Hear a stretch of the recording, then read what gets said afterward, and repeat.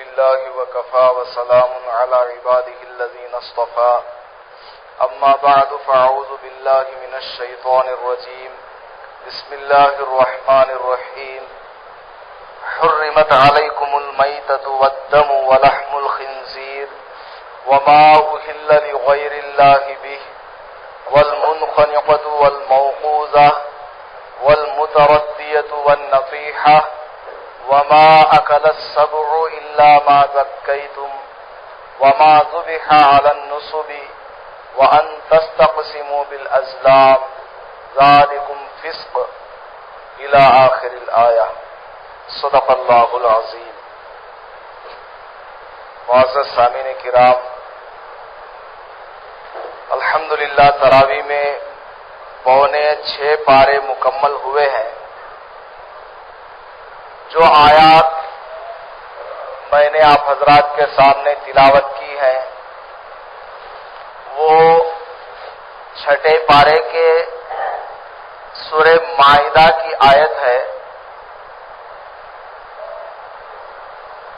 سب سے پہلے تو یہ جان لینا چاہیے کہ انسان جب دنیا میں آیا تو بالکل وہ جاہل تھا.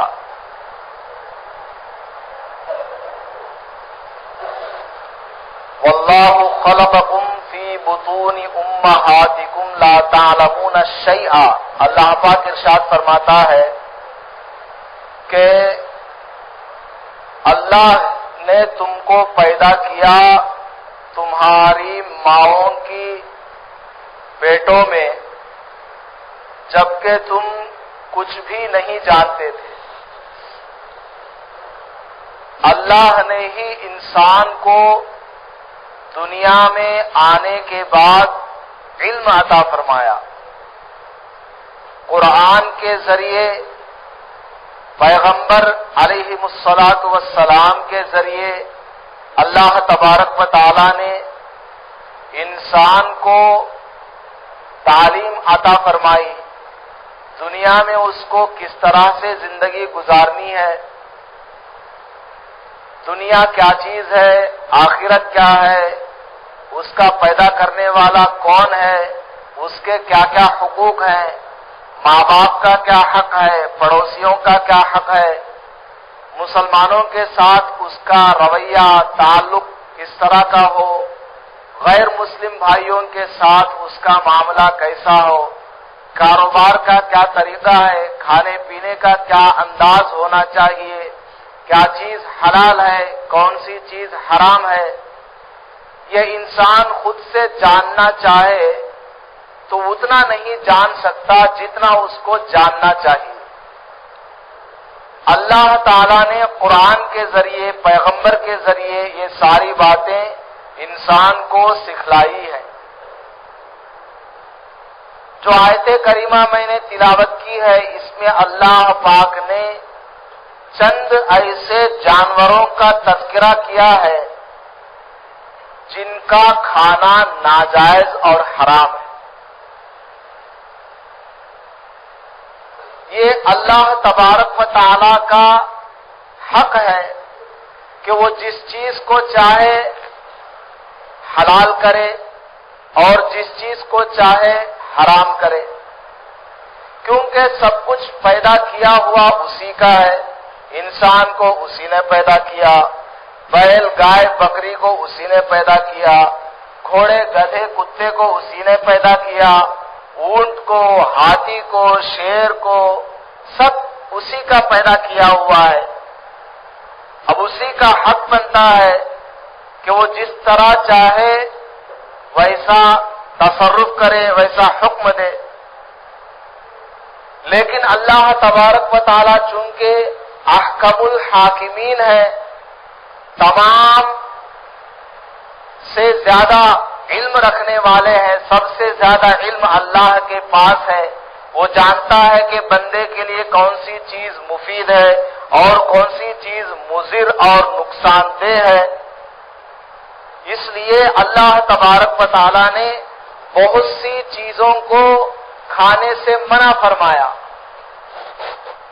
انسان کو اس کے نقصان کا علم ہو یا نہ ہو، اللہ نے جب منع فرما دیا، اللہ کے رسول نے جب منع فرما دیا، اس کے قریب بھی نہیں جانا چاہیے۔ اگر اس کی حکمت معلوم ہو جائے تو کوئی بات نہیں، اگر معلوم نہ بھی ہو تو مان لینا چاہیے کہ میرے خدا نے منع فرمایا ہے، اس کو کھانے سے روکا ہے، میں اس کو ہرگز ہاتھ نہیں لگاؤں گا۔ بندگی اسی کا نام ہے، اللہ کے حکم کے سامنے، رسول اللہ کے حکم کے سامنے اپنے سر کو جھکا دینا، اسی کا نام بندگی ہے۔ خیر، اللہ پاک نے بہت سی جانوروں کا تذکرہ فرمایا اور کہا کہ ان سب کا کھانا تمہارے لیے حرام ہے۔ چنانچہ قرآن کریم میں اللہ تعالیٰ نے ارشاد فرمایا، حرمت علیکم المیتۃ، میتہ یعنی مردار، جو جانور خود سے طبعی موت مر گیا ہو، خود سے اپنی طبعی موت، جس طرح آدمی مر جاتا ہے، اس کی عمر ہو گئی، بوڑھا ہو گیا یا عمر رسیدہ ہو گیا ہے، اب وہ مر جاتا ہے، ایسے ہی کوئی جانور اپنی فطری موت مر جاتا ہے، طبعی موت مر جاتا ہے، یا بیماری کی وجہ سے ہی کیوں نہ ہو، جانور مر گیا، اب وہ کیا کہلاتا ہے؟ مردار۔ اس جانور کا کھانا جائز نہیں ہے، حرام ہے۔ اب ہم کو یہ نہیں دیکھنا ہے کہ اللہ نے اس جانور کو کھانے سے کیوں منع کیا ہے، کیوں، یہ ہم کو حق نہیں ہے۔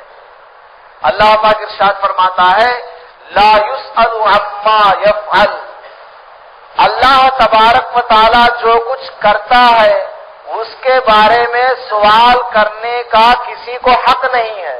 اللہ نے منع فرما دیا، بس خاموش ہو جائے، حکم کو مان لینا ہماری ذمہ داری اور ہمارا فریضہ ہے، لیکن اس کے اندر حکمت ضرور ہے۔ اللہ نے منع فرمایا، اس کے اندر حکمت ضرور ہے۔ مردار جانور میں زہر پیدا ہو جاتا ہے، جسم کے اندر تر و تازگی اسی وقت تک باقی رہ سکتی ہے جب تک اس کے اندر جان ہو، روح ہو۔ جب اس کے اندر جان نہ رہے، روح نہ رہے، تو خون کا دوران بند ہو جائے گا۔ جب خون کا دوران بند ہو گیا، خون کا سرکولیشن نہیں رہا، تو بدن کے اندر سڑنا شروع ہو جائے گا، بدن سڑنا شروع ہو جائے گا۔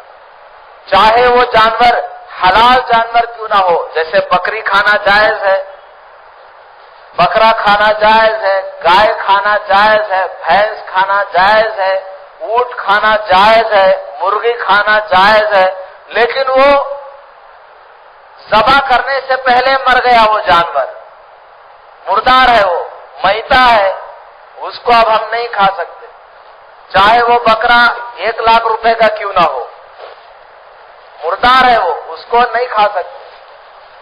اس کو کاٹ کر کے اس کا چمڑا استعمال کر سکتے ہیں، لیکن اس کا گوشت نہیں کھا سکتے، اس کا دودھ استعمال نہیں کر سکتے، کیونکہ وہ مردار ہے۔ اس کے گوشت کے اندر زہریلا اثر پیدا ہو جاتا ہے۔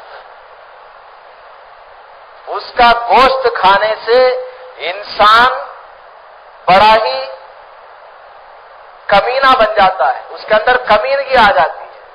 جو لوگ مردار کھانے کے عادی ہوتے ہیں، ان کی زبان موٹی ہو جاتی ہے، ان کی عقل کمزور ہو جاتی ہے، دھپی پڑ جاتی ہے، یہ سب بیماریاں اس سے پیدا ہوتی ہیں۔ اللہ تعالیٰ نے منع فرمایا، مردار کو کھانا جائز نہیں، حرام ہے۔ آگے فرمایا والدم، دوسری چیز ارشاد فرمایا خون، بہتا ہوا خون۔ جانور کو آپ ذبح کریں گے، اس کے بدن سے خون نکلے گا، اس خون کو کھانا جائز نہیں، حرام ہے۔ اس کے اندر کیڑے ہوتے ہیں، اس کے اندر چھوٹے چھوٹے کیڑے ہوتے ہیں، وہ زہریلا اثر اس کے اندر ہوتا ہے، اس لیے اس کا خون کھانا جائز نہیں۔ البتہ جانور کے اندر جمع ہوا خون ہوتا ہے، لیور جس کو بولتے ہیں، جمع ہوا خون ہوتا ہے، جگر، اس کو کھا سکتے ہیں، تلی ہے اس کو کھا سکتے ہیں، لیکن یہ جو بہتا ہوا خون ہے، فلوئنگ بلڈ، اس کو نہیں کھا سکتے، اس کو کھانا جائز نہیں، حرام ہے۔ اس کو کھانے سے بھی انسان کو بہت سارے مضر اثرات کا سامنا کرنا پڑتا ہے، انسانی صحت کو نقصان پہنچتا ہے۔ آپ سب سے پہلے یہ سمجھیے، اللہ تعالیٰ نے جن جن جانوروں کا گوشت کھانے سے منع فرمایا، 3 وجہ ہے۔ نمبر 1، یا تو اس کی وجہ سے انسان کے جسم کو نقصان پہنچے گا، نمبر 2، یا تو اس کے کھانے سے انسان کے روح کو نقصان پہنچے گا، اس کے عادات اور اخلاق پر، ہیبٹس پر اس کا اثر پڑے گا، نمبر 3، یا تو اس کے عقیدے کے اوپر اس کا اثر پڑے گا۔ عقیدہ یعنی ایک ایسی چیز کو ماننا جس کو ہم نے نہیں دیکھا، اس کا نام ہے عقیدہ۔ جیسے ہم اللہ کو مانتے ہیں، یہ ہمارا عقیدہ ہے کہ اللہ ایک ہے، پیغمبر صلی اللہ علیہ وسلم اللہ کے بھیجے ہوئے آخری رسول ہیں، یہ ہمارا عقیدہ ہے۔ تو اللہ نے جن جانوروں کا گوشت کھانے سے منع فرمایا، یا تو ان کے کھانے سے ہمارے ظاہر پر، ہمارے جسم پر اس کا اثر مرتب ہوتا ہے، ہمارے جسم کو نقصان پہنچتا ہے، نمبر 2، یا تو ہمارے باطن پر، ہمارے اندر جو ہے، ہمارا جو دل ہے، ہمارے اخلاق اور عادتیں ہیں، اس پر اس کا اثر پڑتا ہے، یا پھر ہمارے ایمان پر، ہمارے عقیدے پر اس کا اثر پڑتا ہے۔ ان 3 وجوہات کی بنا پر اللہ تعالیٰ نے چند جانوروں کا گوشت کھانے سے منع فرمایا۔ پھر آگے اللہ تعالیٰ نے ارشاد فرمایا، وَلَحْمُ الْخِنْزِيرِ، سور کا گوشت کھانا یہ ناجائز اور حرام ہے۔ خنزیر برا جانور، یہ جو خنزیر ہے نا، یہ نجاست سے پیدا ہوتا ہے، نجاست ہی اس کی غذا ہے، انسان کا پاخانہ یہ کھاتا ہے، اس کے رگ رگ میں، اس کے خون کے ہر ہر قطرے میں، اس کے گوشت کے ہر ریشے ریشے میں ناپاکی اور گندگی ہے، اس کا پورا جسم ناپاک ہے، اس کے بال بھی ناپاک ہے۔ اگر اس کا چمڑا کاٹ کر سکھایا جائے اور اس کے بالوں کا برش بنایا جائے پالش کرنے کے لیے، جب بھی ناجائز، اتنا وہ ناپاک جانور ہے، اس جانور کو کھانا بالکل ناجائز اور حرام۔ یہ جانور بڑا ہی بے حیا ہوتا ہے، بڑا ہی بے شرم ہوتا ہے، بہت زیادہ بے حیا اور بے شرم ہوتا ہے۔ دیکھیے، انسان جس چیز کو کھاتا ہے اس کا اثر اس کے جسم پر ضرور پڑتا ہے۔ اگر کوئی آدمی پابندی سے مرغی کھانے لگے، وہ موٹا ہو جائے گا، اس کا چہرہ سرخ ہو جائے گا، اس کا چہرہ سرخ ہو جائے گا۔ بکری کا جون سا پارٹ انسان کھائے گا، اس پارٹ کو اس کو فائدہ ہوگا۔ تو یہ جو خنزیر ہے، اس کے اندر ناپاکی ہے، نجاست ہے، یہ گندگی اور غلاظت کو کھاتا ہے، اس کو اگر کھائیں گے ہمارے اندر بھی گندگی پیدا ہوگی، نجاست پیدا ہوگی، بدن کے اندر یہ قسم کی گندگی محسوس کرنے لگے۔ اور یہ جانور چونکہ بڑا ہی بے حیا اور بے شرم ہے، شرم نام کی اس کے اندر کوئی چیز نہیں ہے، بے حیا جانور ہے، تو جو آدمی اس کے گوشت کو کھائے گا اس کے اندر بھی بے حیائی پیدا ہوتی ہے، بے شرمی پیدا ہوتی ہے۔ اب آپ اپنے سامنے پورا ورلڈ میپ بچھا کے رکھ لیجئے اور دیکھیے، جائزہ لیجئے کون سی کنٹری ایسی ہے جہاں پر سور کا گوشت کھایا جاتا ہے، کون سا مذہب ایسا ہے جن کے لوگ گوشت سور کا کھاتے ہیں؟ آپ دیکھیں گے یقیناً وہ لوگ بڑے ہی بے حیا اور بے شرم۔ یہ انگریز ہیں، ویسٹرن کنٹریز کے رہنے والے ہیں، یورپین کنٹریز کے رہنے والے ہیں، یہ بڑے بے حیا اور بے شرم ہیں۔ راستے میں یہ لوگ اپنے بیوی کے ساتھ سارا کام کرتے ہیں جو کمرے میں جا کر کرنا چاہیے۔ کیوں؟ سور کا گوشت کھاتے ہیں، خنزیر کا گوشت کھاتے ہیں، اس کے اندر بے حیائی اور بے شرمی ہے، اسی کا اثر اس کے اندر پڑے گا، اس کے جسم پر پڑے گا۔ تو اللہ پاک نے، اللہ تعالیٰ احکم الحاکمین ہے، بہت زیادہ وہ علم رکھتا ہے بندے کے لیے کیا مفید ہے، اسی کو کھانے کا حکم فرماتا ہے۔ کس میں نقصان ہے اس سے روکتا ہے۔ مذہب اسلام یہ بالکل پاک صاف ستھرا مذہب ہے، تو خنزیر کا گوشت کھانے سے منع فرماتا ہے۔ وَلَحْمُ الْخِنزِيرِ وَمَا أُحِلَّ لِغَيْرِ اللَّهِ بِهِ، اور اس جانور کو کھانا بھی ناجائز اور حرام ہے جس کو چھوڑ دیا گیا ہو غیر اللہ کے نام پر۔ کسی بت کے نام پر ایک بکری کو چھوڑ دیا گیا، اس کے گلے میں پٹا باندھ دیا گیا یا اس کے بدن پر کوئی نشان مار دیا گیا، نامزد کر دیا گیا کہ یہ بکری فلاں بت کے نام پر فلاں تاریخ میں ذبح ہو، یا فلاں پہاڑ کے نام پر ہے یہ بکری، یا فلاں پیر کے نام پر ہے یہ بکری، تو اس جانور کا کھانا بھی ناجائز اور حرام ہے۔ بسم اللہ اللہ اکبر کہہ کر بھی اس کو ذبح کریں گے جب بھی وہ ناجائز ہے۔ کیوں؟ کیونکہ اس کو چھوڑا گیا ہے اس کے نام پر۔ جب تک اس کے نام سے ہٹا کر اس کو الگ نہیں کیا جائے، نیت کو خالص نہیں کیا جائے گا، اس وقت تک 1000 بار اس پر آپ بسم اللہ اللہ اکبر پڑھ کے ذبح کریں گے، ذبح نہیں ہوگا، وہ اس جانور کا کھانا جائز نہیں ہوگا، حرام ہے۔ وما احل لغیر اللہ بھی، وہ جانور جس پر کسی بت کا نام پر چھوڑ دیا گیا ہو، جس جانور کو کسی بت کے نام پر، کسی پتھر کے نام پر، کسی جھاڑ کے نام پر چھوڑ دیا گیا ہو، اس کا کھانا ناجائز اور حرام ہے۔ اس سے کیا نقصان ہوگا؟ تیسرا نقصان ہوگا، اعتقادی نقصان ہوگا۔ اس جانور کو چھوڑا گیا فلاں پتھر کے نام پر کہ میری کوئی مصیبت ہے، میں یہ جانور جو ہے فلاں پتھر کے لیے، فلاں درخت کے لیے ذبح کرتا ہوں، میری وہ مصیبت دور ہو جائے، اس کا اعتقاد خراب ہو گیا، ایمان اس کا بگڑ گیا۔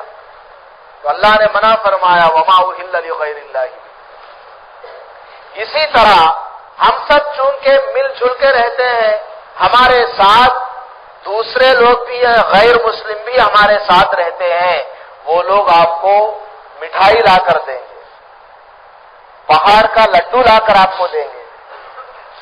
اگر آپ کو معلوم ہے کہ وہ مٹھائی کسی دیوی کے پیروں کے سامنے رکھی ہوئی مٹھائی ہے، وہاں کا وہ پرساد ہے، تو پھر اس کا کھانا ناجائز اور حرام ہے، ناجائز ہے بالکل، کیونکہ اس کو اس کے سامنے رکھا ہوا ہے، پرساد ہے، نہیں کھا سکتے۔ ہاں اگر یہ لوگ وہاں سے خرید کر لاتے ہیں، وہاں سے وہ لوگ خرید کر لاتے ہیں، یا آپ نے خود خریدا ہے تو پھر اس کا کھانا جائز ہے، لیکن پرساد لا کر آپ کو دیں، خریدا ہوا نہیں ہے تو پھر اس کا کھانا ناجائز ہے۔ کیوں؟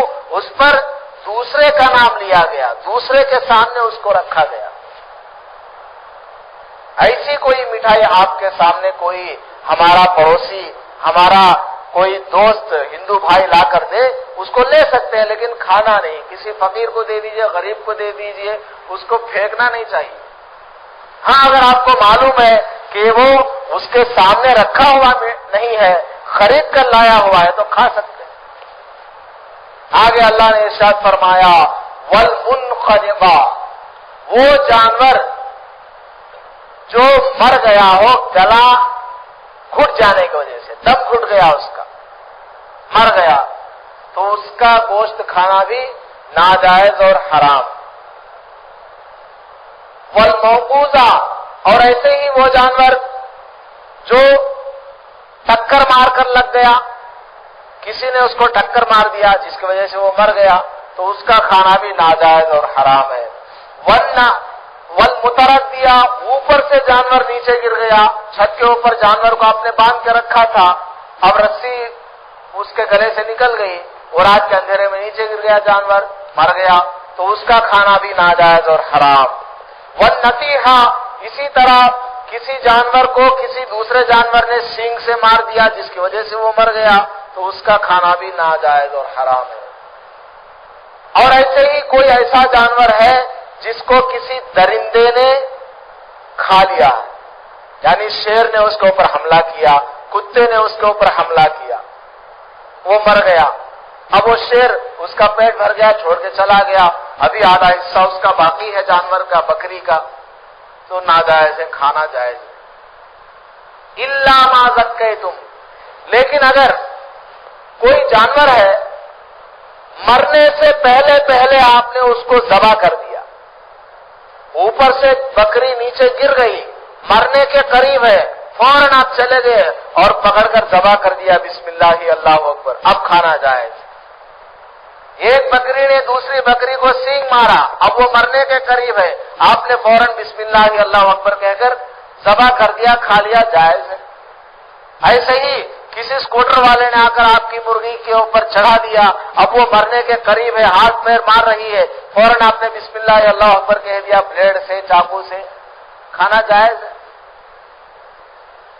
خیر، اس طرح کے اللہ تعالیٰ نے چند جانوروں کو گنوایا، اور بھی بہت سارے جانوروں کا تذکرہ فرمایا کہ ان کا کھانا ناجائز اور حرام ہے۔ اور ایسے ہی وہ درندے، وہ جانور جو حملہ کر کے کھاتے ہیں، جن کے لمبے لمبے دانت ہوتے ہیں اور ناخن ہوتے ہیں، جس کے ذریعے وہ حملہ کرتے ہیں، جیسے شیر ہے، چیتا ہے، بلی ہے، کتا ہے، اور اسی طریقے سے سانپ، بچھو ہے، چیل ہے، گدھ ہے، گیدڑ ہے، ان سب کو بھی کھانا ناجائز اور حرام، کیونکہ یہ حملہ کر کے کھاتے ہیں۔ سانپ، بچھو، یہ سب کیا ہے؟ چوہا، انسانوں کو نقصان پہنچانے والے جانور ہیں۔ سانپ، بچھو اور چوہا یہ انسانوں کو نقصان پہنچانے والے جانور ہیں، ان کو کھائیں گے ہمارے اندر بھی دوسروں کو نقصان پہنچانے کی خصلت پیدا ہو جائے گی، وہی ہیبٹ اور عادت ہمارے اندر پیدا ہو جائے گی جو ان جانوروں کے اندر ہے۔ چائنا کے اندر آپ دیکھتے ہیں کنگ-فو کراٹے بہت سیکھتے ہیں، پورے ورلڈ میں وہ فیمس ہیں کنگ-فو کراٹے سیکھنے میں۔ کیوں؟ کیونکہ ان کو اپنی جان بچانی ہے، مارنے والے زیادہ ہیں۔ کیوں؟ سانپ زیادہ کھاتے ہیں، وہ لوگ کیا کرتے ہیں؟ سانپ زیادہ کھاتے ہیں۔ سانپ کے اندر کیا؟ دوسروں کو نقصان پہنچانے کی عادت، انسان کو مارنے کی عادت ہے سانپ۔ یہ لوگ سانپ کھاتے ہیں، اس لیے سب کو مارنے کے در پہ لگے رہتے ہیں، اس لیے وہ جان بچانے کے لیے کنگ-فو سیکھتے ہیں، کراٹے سیکھتے ہیں۔ ظاہر میں انہوں نے کچھ بھی نام دے دیا ہو کنگ-فو اور کراٹے کو کہ یہ ہمارا پرانے زمانے سے چلا ہوا علم ہے، نالج ہے، ایسی کوئی بات نہیں۔ یہ لوگ پرانے زمانے سے سانپ کھاتے آتے ہیں، اس لیے ان کے اندر یہ عادت پیدا ہو گئی، دوسروں کو مارو، توڑو، کمر۔ اللہ تبارک و تعالیٰ کا جو قانون ہے اس قانون کے خلاف کریں گے، ایسے ہی ہوگا۔ ایک مرتبہ تقریباً 6 سال پہلے میں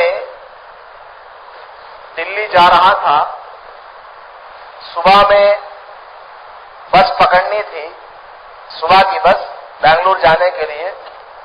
میں اور میرے بھائی دونوں بنگلور جانے کے لیے بنگلور بس اسٹینڈ گئے، نماز پڑھ لیے فجر کی وہاں مسجد میں پہلے ہی جماعت سے، اور چائے پینے کے لیے تھوڑا وہاں پر گئے۔ تو اب میرا بھائی چونکہ انگریزی پڑھاتا ہے، وہ انگریزی اخبار لایا، تھوڑی دیر وہ پڑھ لیا، تھوڑی دیر میں پڑھ لیا۔ اب میں نے اس میں کیا پڑھا؟ آسٹریلیا کے اندر لوگوں نے کیا کیا؟ آسٹریلیا میں کنگارو ہوتا ہے، کنگارو۔ آسٹریلیا والوں نے کیا کیا؟ 2-3 ہزار اونٹ کو بندوق سے مار کر ختم کر دیا، جان سے مار دیا 2-3 ہزار اونٹ کو. ہیڈ لائن یہ لکھا ہوا. میں نے اس کو پڑھا، یار کیا کیوں مارنے کی کیا وجہ ہے؟ جب پورا میٹر پڑھا تو دیکھا کہ آسٹریلیا کے اندر اونٹ نہیں پایا جاتا ہے. انہوں نے ملک عرب سے چند اونٹ لا کر آسٹریلیا میں پالنا شروع کر دیا.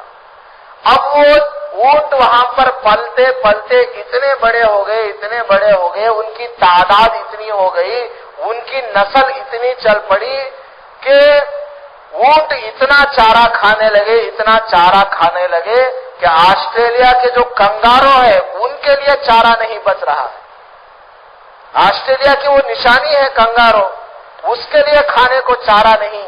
یہ سارے جانور جو ہے یہ اونٹ زیادہ ہو گئے، اس لیے بندوق سے مار کے اڑا دیا. اللہ تعالیٰ جانتا ہے کہ کون سا جانور کہاں رہنا ہے، کون سا جانور کہاں نہیں رہنا. اللہ کا بنایا ہوا قانون، اس کے خلاف اگر چلیں گے تو انسان کے اندر بری عادتیں پیدا ہو جائیں گی، بہت سارے نقصانات کا سامنا کرنا پڑے گا. تو اللہ نے ان جانوروں کو کھانے سے منع کیا، اس کے اندر ضرور حکمت ہے.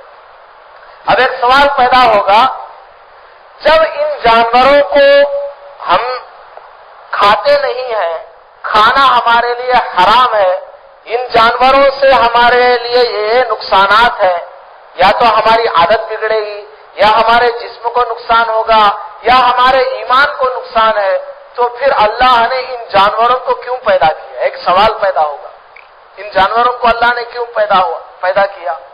اس کا جواب یہ ہے، اگرچہ ان جانوروں کو کھانا ناجائز ہے، لیکن دوسرے کاموں کے لیے اس کو استعمال کیا جا سکتا ہے. گدھا ہے، اس کو کھانا جائز نہیں، لیکن اس کے اوپر سوار کر سکتے ہیں. دھوبی کپڑے رکھ کے لے جاتا ہے، اگر کوئی مسلمان دھوبی ہے کپڑے رکھ کے لے جائے گا.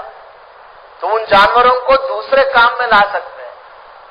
یہ جو زہریلے جانور ہیں، لومڑی ہے اور بھیڑیا ہے، شیر چیتا ہے، یہ جو حملہ کرنے والے جانور ہیں، ان سے بھی انسانوں کو فائدہ ہے.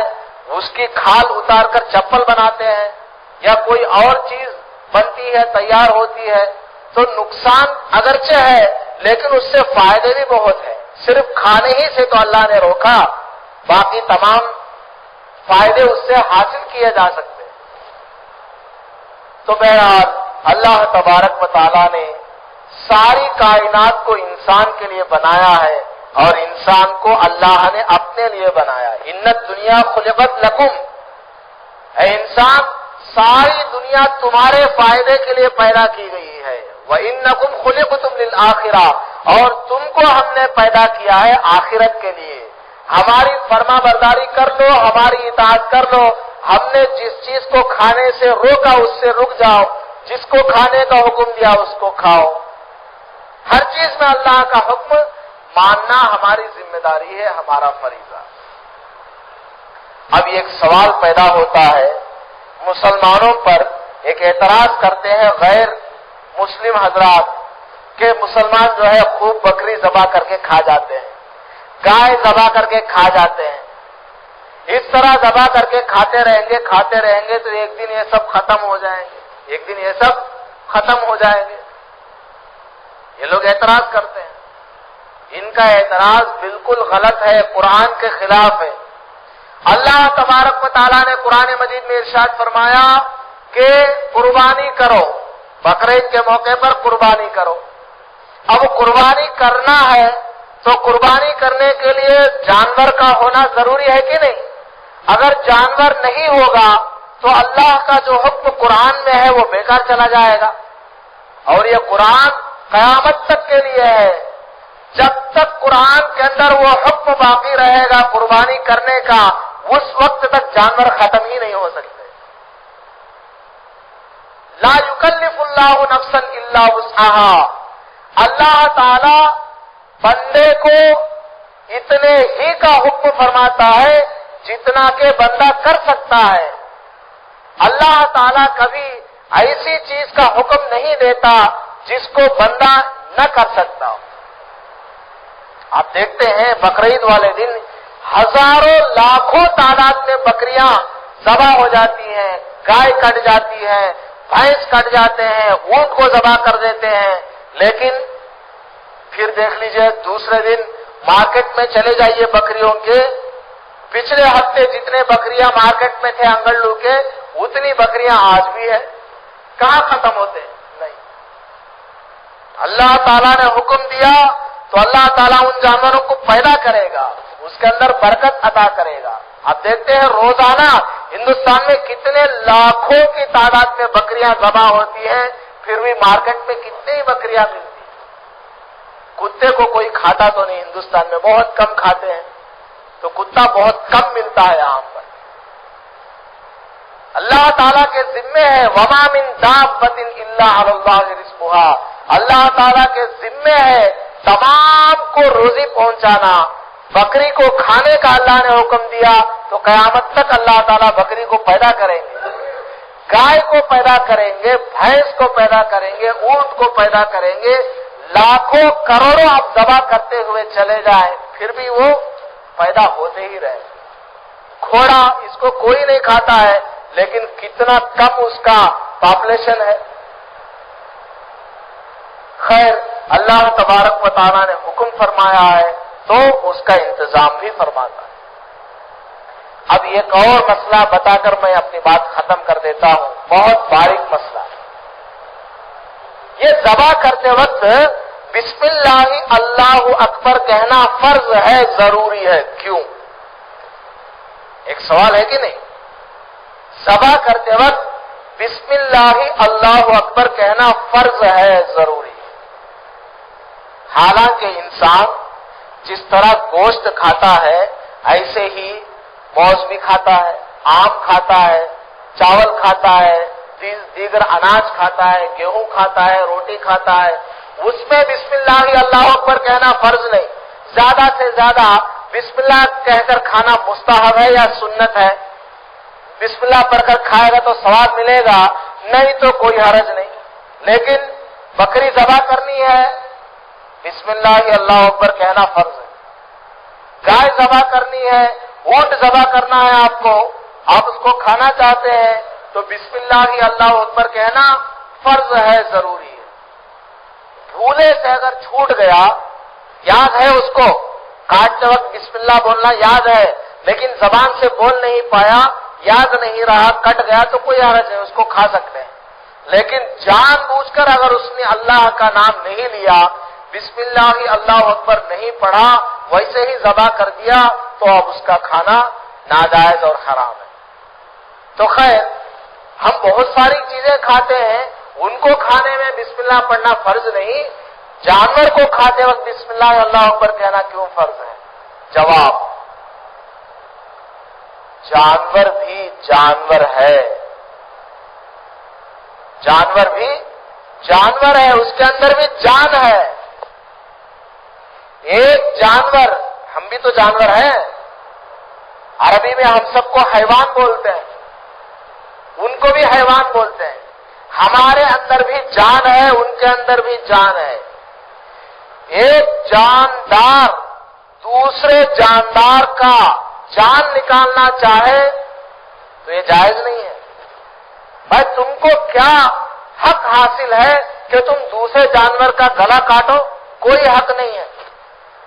وہ بھی جانور ہے، تم بھی جانور ہو، اگرچہ تھوڑا مرتبہ بڑا چھوٹے کا ہے، تم بڑے ہو وہ چھوٹے ہیں، لیکن وہ جانور ہے، تم بھی جانور ہو، جانور ہونے میں دونوں برابر. اب تم اس کا گلا کاٹو، بالکل جائز نہیں. ہاں، اللہ کا نام لو، اللہ کا پرمیشن لو، اللہ کی اجازت لو، بسم اللہ اللہ اکبر کہو. اے اللہ، میں اگرچہ اس جانور کے برابر ہوں، جاندار ہونے میں میں اور یہ دونوں برابر ہیں، لیکن آپ کی اجازت لے کر میں اس کو کھانا چاہتا ہوں. تو اللہ کا پرمیشن لے لیا، اب آپ نے کاٹ دیا. جیسے اسکول میں کلاس میں بہت سارے بچے بیٹھے رہتے ہیں، ایک بچہ دوسرے بچے کو مارے یہ غلط ہے، لیکن اگر ماسٹر اجازت دے دے، چل وہ بات کر رہا اس کو ایک مار.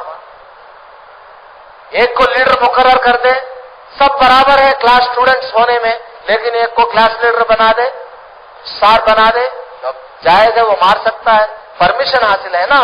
ایسے ہی اللہ تبارک و تعالیٰ کی طرف سے آپ نے پرمیشن لے لیا، بسم اللہ اکبر پڑھا، بسم اللہ اللہ اکبر، اب آپ کے لیے کھانا اس کا جائز ہو گیا. اور باقی جو چیزیں ہیں، چاول ہے، گیہوں ہے، ان کے اندر جان کہاں ہے؟ ان کے اندر انسان اور دیگر گائے بیل بکری میں جس طرح جان ہوتا ہے اس طرح کی جان اس کے اندر نہیں ہے، اس لیے اس کو ویسے ہی کھا سکتے ہیں. اللہ نے اس کو ہمارے ہی لیے پیدا کیا ہے، بغیر بسم اللہ پڑھے بھی اس کو کھانا جائز ہے. بہرحال بات بہت لمبی ہو گئی، اللہ تعالی ہم سب کو سمجھنے کی توفیق نصیب فرمائے. یہ جو ذبح کرنا ہے اتنا سا بچہ بھی ذبح کر سکتا ہے، یہ کوئی ضروری نہیں اے حضرت کے پاس جاؤ ذبح کروا کے لاؤ، یہ کوئی ضروری نہیں. ہر آدمی ذبح کر سکتا ہے. عورت بھی اگر چاہے تو اپنی مرغی ذبح کر کے کھا سکتی ہے، بسم اللہ اللہ اکبر پڑھ کر اس کو کاٹ کر کھائے. اس کے رگ کٹ جانا چاہیے، کاٹنا وہ سیکھ لے، ایک دو بار وہ کاٹے گا تو پھر عادت ہو جائے گی. یہاں ایک کوئی کھیڑا ہے، وہاں کے بارے میں یہ جو ہمارے اردو بہت بڑے گزرے ہیں، کیا نام ان کا، اردو ریٹائرڈ ٹیچر لال خان صاحب، انہوں نے مجھ کو سنایا تھا. ادھر کوئی کھیڑا ہے، وہاں سے لوگ چھری لے کر آتے تھے مدن پلی میں اور امام صاحب کو دیتے، حضرت وہ ذبح کرتے سو دعا پڑھ کو دے آلو، ہمیں کھیڑے لے لیا گلے کٹ کر لیتے. کتنے جاہل ہیں، بسم اللہ اللہ اکبر پڑھنے کے لیے بھی تیار نہیں. اب وہ امام صاحب جو ہے بیچارے مجبور ہیں، بسم اللہ اللہ اکبر پڑھ کے دے دیتے ہیں. وہ لے جاتا ہے کھیڑے میں کاٹتا رہتا ہے خصاب، جب اس کی دھار ختم ہو جاتی ہے پھر لا کے دیتا ہے امام صاحب پھر پڑھ کو دو. سکو مرو بھائی دعا نہیں، ہم نہ آتا نا ہائیو ہمیں کھمپے ڈبانے والے حضرت، ہمیں کاٹے تو حلال ہوتا ہے کہ نہیں کہ تمہیں پڑھ کو دے ڈالو ہمیں کاٹ لیتے. بہت غلط بات ہے، آدمی کو سیکھنا چاہیے. سیکھیں گے نہیں تو بہت نقصان ہوگا. اللہ تعالی ہم سب کو سیکھنے کی توفیق نصیب فرمائے، دین کی باتوں پر عمل کرنے کی توفیق نصیب فرمائے. وآخر دعوانا الحمدللہ رب